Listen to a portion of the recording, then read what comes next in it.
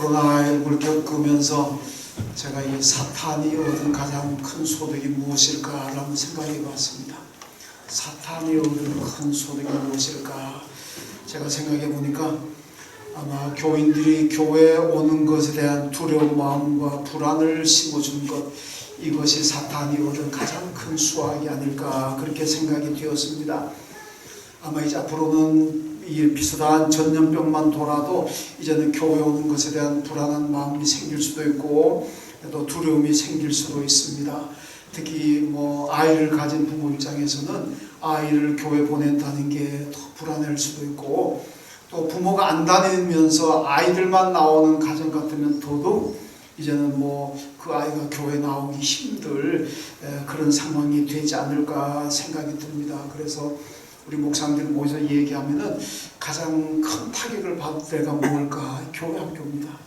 우리는 금년표가 다음 세대를 살리자 그랬는데, 지금 아마 이 코로나19가 지나면서 아마 가장 심각한 타격을 받는 것은 교회 학교일 거다, 그런 얘기들 많이 합니다.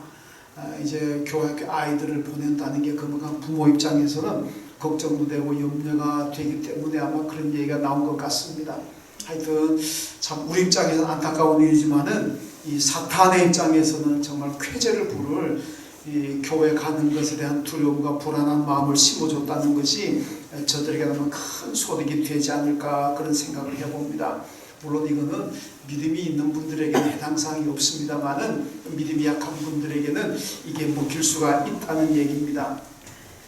지난 수요일 날부터 우리가 이제 수요 예배를 시작을 했습니다. 근데 지난 수요일 날 시편 48편의 말씀을 가지고 은혜를 나누었는데, 이 시편 48편에 보면 이렇게 말씀합니다.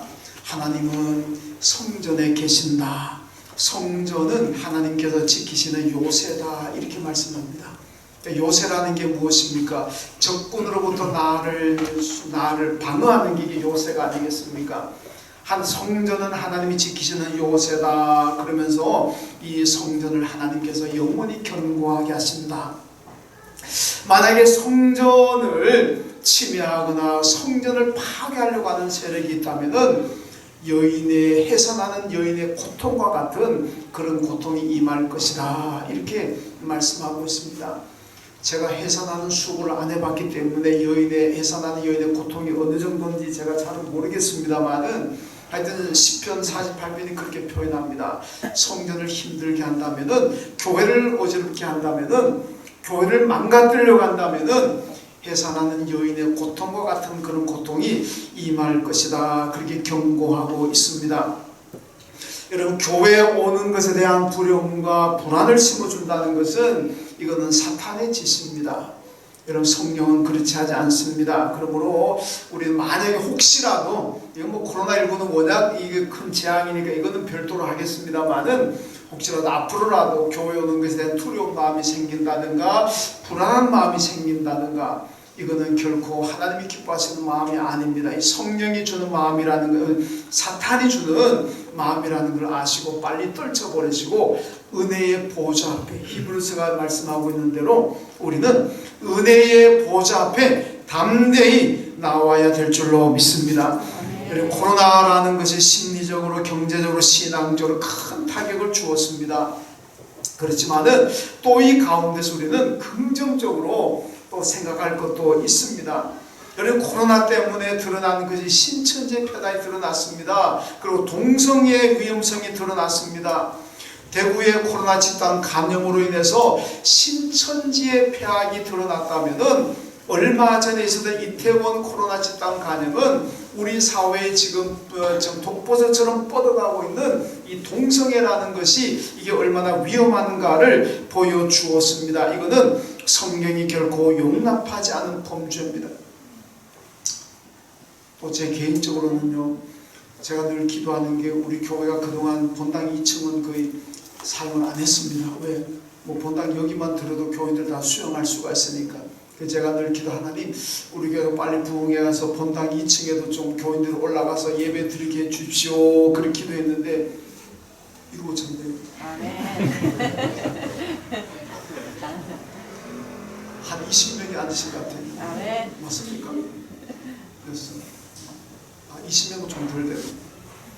뭐 이래나 저래나 자녀 본당을 사용하게 됐으니까 하나님께서 저의 기도도 들어주신 것 같고 또 긍정적이고 또 감사하네요. 예. 하나님 제 기도 들어주시는 박수 한번 할까요?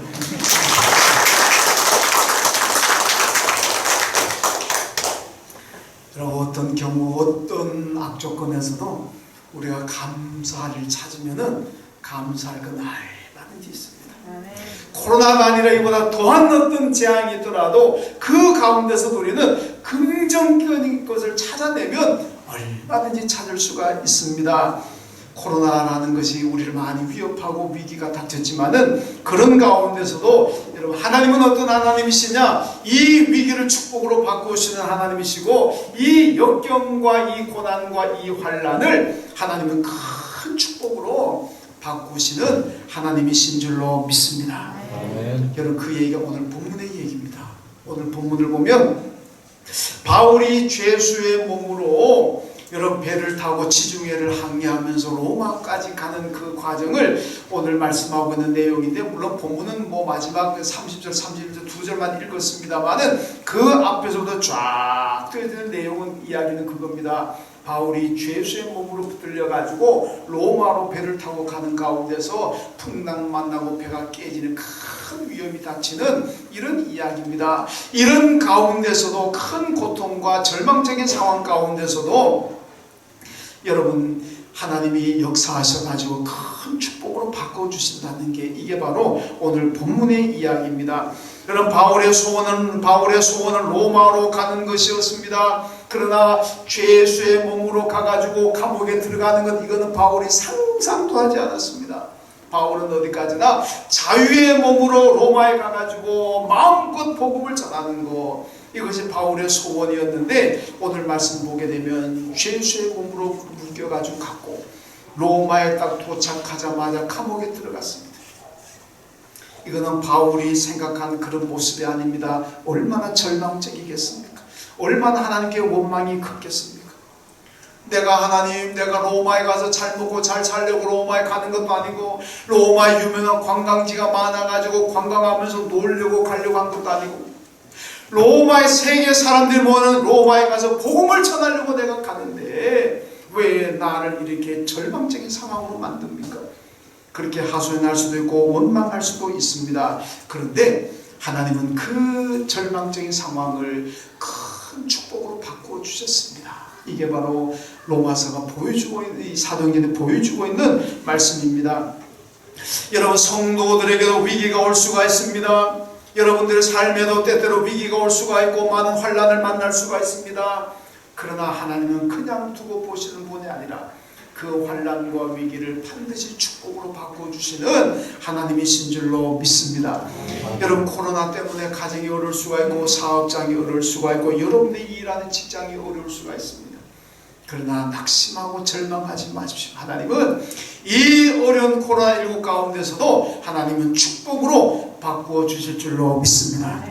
이게 오늘 본문의 메시지입니다. 본문이 우리에게 말씀하고 있는 게 자 오늘 바울을 통해서 하나님 바꾸어 주시는 것이 무엇이겠습니까? 먼저 바울의 호송 과정을 보면 하나님이 큰 축복으로 바꾸어 주십니다. 앞에 사도행전 27장 9절 말씀 보면요 바울이 금식하는 절기가 끝났음을 들어서 위험성을 경고하고 있습니다.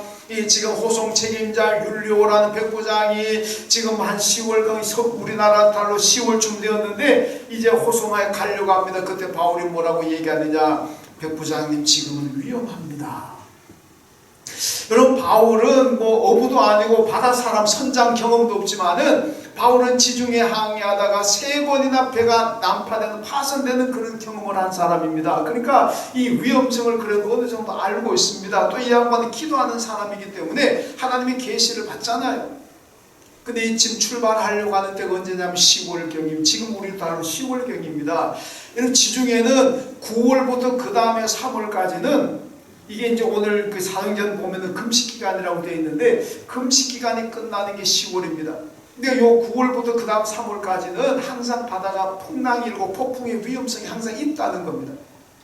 이걸 알고 바울이 지금은 안 됩니다. 위험합니다. 만류했는데 백부장 율리오가 바울의 말보다는 선장과 선주의 말을 더 신뢰하고 들었다는 겁니다. 왜? 바울은 바다의 경험이 별로 없지만은 이 선장과 선주라는 사람들은 바다의 경험이 풍부하잖아요. 그래서 인간적인 경험을 더 신뢰하고 바울의 말을 무시하고 출발! 이래가지고 항해를 시작했다가 결국 유라굴로라는 큰 태풍을 만나게 되었고, 여러분 그 태풍을 만나서 배가 거의 깨지고 파손되게 되었습니다. 파손되게 됐죠. 그러니까 배 안에서는 야단났습니다. 이거 어떻게 하겠느냐. 그래서 일단 배의 모든 짐을 다 바다에 던져라. 여러분 여기는 죄수들만 타는 배가 아니라 무역상들도 타고 있습니다. 그러니까 뭐 금은 고가의 이 무역품들이 얼마나 많겠습니까? 전부 다 바다에 던져버렸습니다. 그래도 위험합니다. 그러니까 이제는 그런 죄수들을 던져버리자 선장이 이렇게 말합니다. 근데 백부장 율리오가 바울을 죽이기에 아깝습니다. 이 양반이 그래도 바울을 참 좋아했던 것 같아요. 그래서 죄수들 바다에다 던지면 바울도 던져서 죽여야 되니까 이건 안 된다. 그래서 백부장이 그때는 선장의 말을 안 듣고 죄수들 바다에 던지지 않았습니다. 이 배 안에 탄 사람이 성경에 276명, 276명이 탔습니다. 이 사람들이 결국 간신히 뭐 배는 다 깨지고 물이 들어왔습니다만은 간신히 뭐 나무 조각 잡고 뭐 이래 가지고 섬에 상륙했는데 그 섬이 바로 멜리데라는 섬입니다. 이 멜리데 섬에 276명의 사람들이 상륙해 가지고 겨울이었습니다. 3개월 동안 여러분 이 겨울철을 멜리데 섬에서 나게 됩니다. 생존하게 됩니다. 야, 모든 양식이고 돈이고 금은 뭐하고 전부 다 바다에다 던져버렸는데 다 빈손으로 멜리데 섬에 상륙했습니다. 추운 겨울날 춥고 배고픈데 먹을 양식도 없고 잠잘 집도 없습니다. 그런데 276명이 3개월 동안 굶어 죽은 사람 없이, 바깥에서 자다가 추워서 얼어 죽은 사람 없이 다 살았습니다. 이게 기적 아니겠습니까? 어떻게 이런 일이 일어났느냐? 다 바울 덕분입니다. 100% 바울 덕분입니다. 왜냐? 바울이 가서 처음에 배에서 이 겨울 바다를 헤엄치고 나왔으니까 사람들이 얼마나 춥습니까? 그러니까 불을 펴놓고 불을 쬐고 있는데 이놈 독사가 나와가지고 바울의 손을 딱 물었습니다. 그러니까 이제 멜리데 섬 사람들은 저 사람이 바다에서는 구원 살아났을지 모르지만은 큰 죄를 지었나 보다. 그래서 뱀신이 벌을 내리는구나. 이 멜리데 사람들은 뱀을 신으로 숭배하는 사람들입니다. 이제 바울이 이제 죽었구나. 바울이 이제 어떻게 죽나. 이걸 전부 다 구경하고 있는데 웬걸 바울이 자기를 물고 있는 이 독사를 불에다가 흔들어가지고 떨어뜨려가 불고기 됐습니다. 뱀이 그냥 불에 구웠어요. 누가 먹었는지는 모르겠는데 한국 사람이면 먹었을 테고. 자, 이런 기적이 일어났잖아요. 그러니까 사람들이 깜짝 놀랐어요. 그 다음에 그 멜리데 섬의 추장이 버블리오라는 사람인데 이 버블리오의 아버지 부친이 이실이 걸렸습니다. 큰 열병에 걸려서 죽게 되었습니다. 그런데 바울이 그 버블리오 추장의 아버지를 기도해가지고 고쳐버렸습니다. 그러니까 멜리데 섬 사람들 병자들이 이 소문을 전부 다 왔어요. 전부 다 병자들이 다 몰려와서 바울에게 날 좀 고쳐달라고 오는 사람마다 바울이 기도해가 다 고쳐버렸는데, 그러니까 멜리데 섬 사람들이 바울을 어떻게 생각하겠습니까? 야, 이게 인간이 아니다. 이건 신이다. 그래가지고 막 제사상 차려놓고 바울을 막 신으로 섬기려고 그럽니다. 근데 바울은 아닙니다. 나는 인간입니다. 그리고 금지시켰습니다.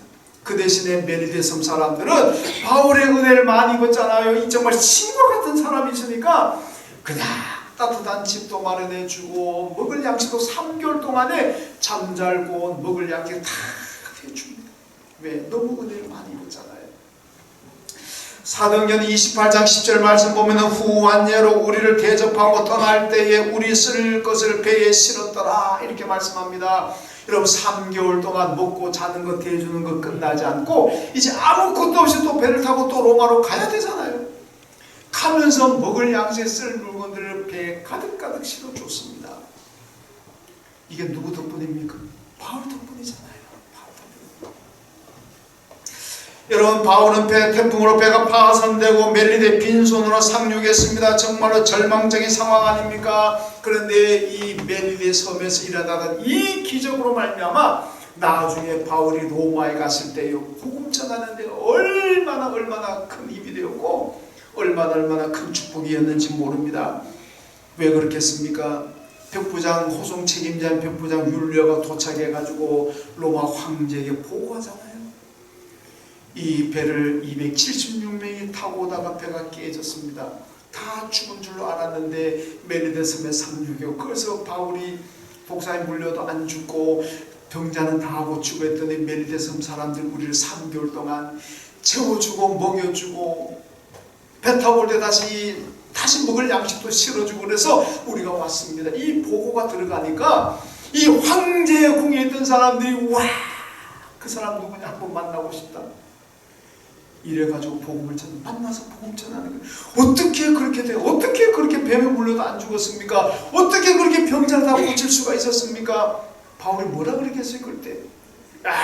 내가 대단한 능력을 가졌기 때문에, 내가 보통 사람이 아니기 때문에 바울이 그렇게 얘기했습니까? 아니잖아요. 다 예수입니다. 예수. 내가 한 것 아닙니다. 하나님이 하셨습니다. 내가 한 것 아닙니다. 예수 이름으로 기도했더니 하나님이 다 살려주신 겁니다. 예수 때문이었습니다. 예수 때문에. 그러니까 그 로마의 고관들이 도대체 예수가 누구냐? 그 예수 나도 한번 믿어보자. 이렇게 된 것 아닙니까? 그러니까 바울의 그 처음에 출발했던 절망적인 상황이었지만은 그 절망적인 상황을 하나님 복음의 큰 축복으로 바꾸어 주시더라는 겁니다. 어떤 상황이든 절망할 필요가 없어요. 그 다음에 또 하나는요, 바울의 로마 생활도 하나님 바꾸어 주셨습니다. 로마는 대제국입니다. 그 당시에 모든 길은 로마로 통한다 그랬습니다. 로마가 그 당시에 유일한 세계 대제국이고 세계의 중심입니다. 그러니까 바울이 로마로 가길 소원했던 게 그거잖아요. 이스라엘에 다니면서 100번 전도하는 것보다가 온 세계 사람들이 몰려드는 로마에 가서 한 번 복음 전하는 것이 세계로 빠르게 확산되니까, 그래서 로마로 가는 걸 소원을 했던 겁니다. 여러분, 그런데 바울은 로마로 가기는 가는데 자유의 몸이 아니라 죄의 종은 포성적으로 묶여가 갑니다. 여러분, 옛날에 어떤 개그맨이 개그할 때 그러잖아요. 뭐 그건 아니잖아, 이건 아니잖아 그랬던가 그런 기억나는데, 바울 입장에는 하나님 이건 아니잖아요. 그렇게 하소연했을 거 아닙니까? 하나님 이건 아니잖아요. 어떻게 나를 이런 모습으로 로마에 보내주십니까? 이건 아니잖아요. 그런데요, 바울은 주 예수의 몸으로 가서 로마에 딱 도착하자마자 바로 감옥에 들어갔습니다. 성경의 사도행전 보면 시위대에 뜰 감옥이라 그랬습니다. 여러분, 시위대라는 말은 우리나라로 말하면 대통령 경호대입니다. 경호원들입니다. 그러니까 대통령 경호실이 어디에 있습니까? 청와대 안에 있잖아요. 뭐 대통령 경호실이 수원에 있습니까? 대통령 경호실이 분당에 있습니까? 경호실은 청와대 안에 있잖아요. 그러니까 그 황제의 시위대들이라는 것은 황제 궁 안에 있는 겁니다. 그러니까 바울은 로마에 딱 도착하자마자 바로 밧줄에 묶여가지고 황제가 거하는 궁전 안에 있는 교도소에 들어갔습니다. 여러분, 그러니까 이게 바울 입장에서는 굉장히 실망할 수가 있지만은, 그런데 거기에서 고관들을 만나잖아요. 황제 궁 안에 로마를 움직이는 브레인들이 다 있습니다. 여러분, 청와대 안에 우리나라를 움직이는 브레인들이 다 있잖아요. 거의 다 있잖아요. 핵심이잖아요. 그러니까 궁전 안에 있는 교도소 딱 들어가니까 이런 고관들 만나기가 얼마나 좋습니까? 거기다가 기적이 알려져요. 율로의 보고에 의해서 이 바울이 기적을 일으키는 사람이라는 걸 다 알려졌습니다. 그러니까 저마다 바울 한번 만나고 싶다. 바울을 만나려고 하는 사람이 줄을 대고 있습니다. 줄을 대고 있어요. 이 사람들에게 예수를 전할 수가 있었다는 겁니다. 여러분, 교회에서 보면요, 황제의 부인 황후도 바울을 만나고 바울이 그에게 복음을 전했다는 얘기가 있습니다. 여러분, 바울은 이런 기적의 사람이 로마로 오는 과정에서 기적을 일으켰고 로마 시민권을 가졌기 때문에 여러분, 이게 큰 큰 특혜를 입었고 그 특혜를 그는 복음을 전하는데 사용했다는 얘기입니다. 어디 그것뿐입니까? 바울이요 황제 궁안에 시위대들 감옥에 갇혀있다가 얼마 있다가 이번엔 또 다른 특혜를 받습니다. 그게 뭐냐면 궁궐 밖에 전셋집으로 옮겨줍니다. 오늘 본문이 그거잖아요. 이때 동안에 셋집에 있었다. 여러분 바울이 빈손으로 갔습니다. 근데 전셋집에 가려고 그러면 전세금이 있어야 되잖아요. 그렇죠? 여러분 전셋집에 누가 공짜로 줍니까? 그럼 전세 돈이 있어야 되잖아요. 이 돈을 누가 냈겠느냐? 그러니까 학자들도 그 궁금해하는 거예요. 아니 바울은 분명히 빈손일 터인데 어떻게 궁궐 밖에 집을 새 얻어가지고 살 수가 있느냐? 그래서 일부에서는 아마 에베소 교회 교인들 헌금한 돈이 아니었겠느냐 그 얘기도 있고, 아니면 로마 궁궐에 있는 그 고관들이 바울을 통해서 은혜 입은 사람들 돈을 모아가지고 아마 새 집을 마련해 두지 않았을까 이런 얘기도 있습니다만, 자 어쨌든 간에 바울은 큰 특혜를 입습니다. 그래서 궁궐 밖에 오늘 본문에 보면 새를 얻어가지고 살게 되는데 한 2년 동안 이태라 그러잖아 살게 되는데, 여기서 보면 아침부터 저녁까지 찾아오는 모든 사람을 자유롭게 만날 수가 있었습니다. 지금도 죄수의 신분이기 때문에 바울이 집을 나가서 딴 데 돌아다닐 수는 없지만은 그 집 안에서 오는 사람은 누구나 만날 수 있는 그런 특혜를 받았습니다. 가택 연금 상태이지만은 그러나 오는 사람은 누구나 만날 수가 있는 그런 특혜를 얻었습니다. 거기서 그가 옥중서신 에베소, 빌립보, 골로새, 빌레몬 이 네 권의 신약 성경을 기록했습니다. 여러분 이때가 주 60년이 좀 지났습니다. 그런데 그로부터 250년 후에 313년에 콘스탄틴 대제에 의해서 로마가 기독교로 공인됩니다. 어떻게 로마에 복음이 들어가지 않은 로마에 이렇게 빨리 기독교가 국교가 될 수가 있느냐? 이 바울의 선교입니다. 바울이 들어가서 여러 황제를 그런 고관들에게 복음을 전하니까 일반 백성들 100명, 1000명이 예수 믿는 것보다도 여러분 고관한 고위직 인사가 한 사람 예수 믿는 게 황제가 예수 믿는다 그러면 얼마나 빠르겠습니까? 그래서 로마가 국교가 빨리 된 것도 바울의 선교 덕분이다 이렇게 볼 수가 있습니다. 만약에 바울이 로마에 가서 감옥에 갇히지 않았더라면, 자유롭게 다니면서 복음을 전했더라면 여러분 오히려 로마가 기독교를 국고로 공인하지는 않았을 겁니다. 여러분 바울이 상상도 못하는 일들을 하나님께서 축복으로 바꾸셨습니다. 이게 뭐냐? 우리가 어떤 성편에 처하든지 간에 하나님 믿고 예수 믿고 가면 하나님께서 모든 일을 축복으로 바꾸실 줄로 믿습니다. 여러분 우리 성도들의 삶이라는 것이요 코로나 때문에 사업도 직장도 생계도 어려움을 당할 수가 있습니다. 그렇지만은요 낙심할 것도 없고 절망할 것도 없고 믿음으로 살아가면 될 줄로 믿습니다. 바울의 절망적인 상황을 하나님께서 축복으로 바꿔주시는 것처럼 오늘 여러분의 모든 삶이 어려울지라도 믿음 가져가면 하나님께서 축복으로 바꿔주실 줄로 믿습니다. 여러분 야곱의 가족을 보세요. 가나안 땅에 흉년이 들었습니다. 죽게 되었잖아요. 여러분 성경 보면요 형제들이 애굽에 가서 양식을 사러 갔는데 나중에 요셉이 자기 형제들인 줄 알고 그 중에 하나를 감옥에 가둬버렸습니다. 그러고 난 다음에 너희 말째 베냐민을 데리고 와라. 그러면 내가 갇힌 형제도 풀어주고 양식도 많이 줄겠다. 그걸 돌아가는데 아버지한테 야곱한테 얘기합니다. 아버지 베냐민을 데리고 가야 됩니다. 아버지는 자꾸 왜 양식이 떨어졌는데 왜 안 가느냐? 아들들이 뭐라? 아버지 우리가 안 가고 싶어 안 가는 게 아니라 지금 이 상태로 가봐야 우리는 양식도 못 구하고 우리는 다 감옥에 들어갈 수도 있습니다. 애굽의 국무총리가 분명히 만째 베냐민을 데리고 오라고 얘기했습니다. 그거 안 데리고 가면요 우리 양식도 못 오고 갇힌 감옥에 갇힌 힘도 못 구합니다. 아버지는 자꾸 이게 죽게 되는데 야 양식 떨어져가지고 굶고 죽게 되는데 왜 안 가냐 왜 안 가냐 자꾸 그러잖아요. 그 말씀을 가면 죽게 되었다. 그만큼 흉년들이 힘들다는 얘기입니다. 그런데 그 흉년이 들었기 때문에 여러분 야곱의 가족들이 애굽의 양식을 사러 가게 되었잖아요. 그리고 거기서 요셉을 만났잖아요. 그 나중에는 다 초청받아고 애굽에 가서 다 풍족하게 살게 되잖아요. 가나안 땅에 흉년이 안 들었더라면 야곱의 가족이 요셉을 만나지도 못했을 수 있습니다. 그 축복을 누리지 못했을 수도 있습니다. 그런데 흉년이 들었을 때는 죽게 되었다고 걱정하고 힘들었지만 그 흉년 때문에 요셉을 만났잖아요. 하나님께서 흉년을 큰 축복으로 바꿔주신 줄로 믿습니다. 여러분, 코로나를 통해서 어떤 축복으로 바꾸실지 우리 기대해야 됩니다. 여러분, 기도하면서 하나님, 이 코로나 때문에 우리가 힘들지만은 이 상황을 하나님께서 내게 어떤 축복으로 바꿔주실지 여러분 기대하면서 기도하십시오. 하나님 반드시 우리를 축복으로 바꿔주실 줄로 믿습니다.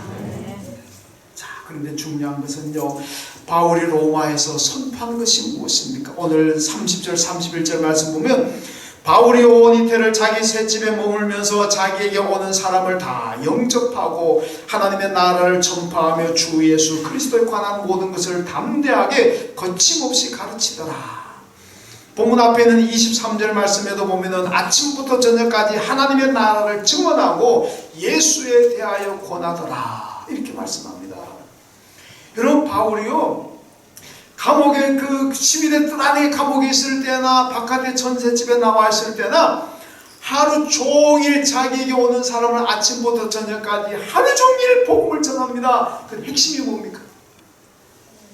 무슨 사업이 잘 되는 방법을 가르치겠습니까? 처세술 잘해가지고 출세하는 방법을 가르치겠습니까? 몸에 좋은 운동이 무슨 운동이 몸에 좋을지를 가르치겠습니까?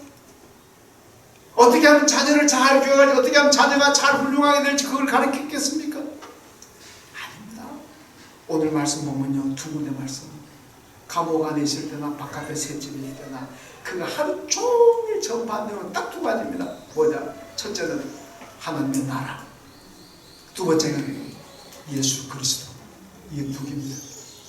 우리가 소망하는 것은 하나님의 나라가 아니겠습니까? 우리가 왜 예수를 믿습니까? 여러분, 이 땅에서 부자 되려고 예수 믿습니까? 이 땅에서 건강해지려고 예수 믿습니까? 이 땅에 사는 코로나19에 감염되지 않으려고 여러분 지금 예수 믿습니까? 여러분, 예수 믿는 목적이 자식 잘 되게 하려고 그 목적으로 예수 믿습니까? 그건 예수 잘 믿으면 따라오는 부수적인 축복이지, 그게 우리가 예수 믿는 목적이 아닙니다.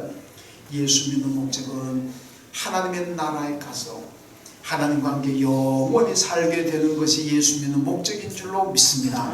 그런데 이 하나님의 나라를 어떻게 갈 수가 있습니까? 이 좋은 하나님의 나라 가는 방법이 무엇입니까? 이걸 가르쳐야 되잖아요. 그게 뭡니까? 예수 그리스도. 그래서 바울은 하루 종일 온 이때 동안에 오는 사람에게 맨날 얘기하는 게 하나님의 나라, 그 나라는 예수 그리스도를 믿어야 한다, 이겁니다. 그러니까 여러분, 초대교회 사도행전의 제자들 사도 바울이 전한 메시지 핵심은 딱 두 가지입니다. 하나님의 나라와 예수 그리스도입니다. 요한복음 14장 6절에서 예수님 뭐라고 합니까? 나를 믿지 않고는 아무도 하나님 나라 갈 수가 없다 그러잖아요. 그 좋은 하나님의 나라, 거기는 예수 믿지 않고는 갈 수가 없습니다. 그러니까 하나님의 나라와 예수 그리스도, 이건 떨어질 수가 없는 거예요. 그래서 바울이 다 이것만 전했습니다.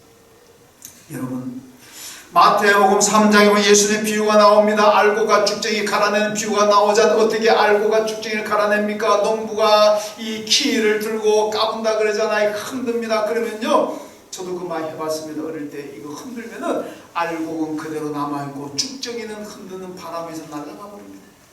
날아간 쭉정이들은 다 모아가지고 불에 태울 것이고 남아있는 알곡은 곳간에 듭니다. 그러잖아요. 여러분, 지금은 가만히 보니까 이 코로나가 알곡 교인과 쭉정이 교인 나누는 것 같아요. 여러분, 쭉정이 교인들은 코로나 때문에 떨어져 나갈 겁니다. 교회에서 떨어져 나갈 거고 예수에게서 떨어져 나갈 것이지만 알곡 교인은 코로나19 아니라 그보다 더한 곳이 오더라도 떨어져 나가지 않습니다. 그냥 남는 거예요. 여러분, 코로나가 신천지와 동성애를 드러낸 것처럼 이 코로나는 알곡 교인과 쭉정이 교인도 드러내게 될 겁니다. 여러분, 우리 예한 가족들은 한 사람도 쭉정이 교인 되지 마시고 알곡 교인 되십시오. 코로나19가 아무리 위협을 하더라도 그 코로나19 때문에 교회와 예수를 떠나는 축적인 교인 되지 마시고, 코로나보다 더한 것이 오더라도, 앞으로 어떤 것이 닥치더라도 여러분 그것 때문에 교회 떠나고 예수 떠나지 마십시오. 알고 교인 되어서 여전히 믿음의 자리에 남아서 하나님을 잘 섬기십시오. 그러면 하나님께서 그 고난과 역경과 환난을 반드시 축복으로 바꿔주실 줄로 믿습니다. 오늘 야곱의 가족을 그 환난에서 축복으로 바꾸신 것처럼, 오늘 바울의 그 절망적인 상황을 큰 축복으로 바꾸신 것처럼, 오늘 이 어려운 상황을 우리가 믿음으로 나간다면 하나님께서 반드시 축복으로 바꿔주실 줄로 믿습니다. 하나님 감사합니다. 코로나 때문에 많이 힘들지만 이런 가운데서 우리 믿음이 변치 않게 하시고, 교회 떠나지 않고 예수 떠나지 않고 믿음 잘 지켜서 모든 환난과 고난을 축복으로 바꾸시는 하나님의 큰 은혜와 큰 기적을 경험할 수 있는 저희가 다 되게 하여 주옵소서. 바울을 통해서 그 절망적인 상황을 큰 복으로 바꾸신 것처럼 그 하나님의 능력과 그 은혜를 우리 모든 이 안의 가족들이 누리게 하여 주시고 입고 나가게 하여 주옵소서. 예수님의 이름으로 기도하옵나이다. 아멘.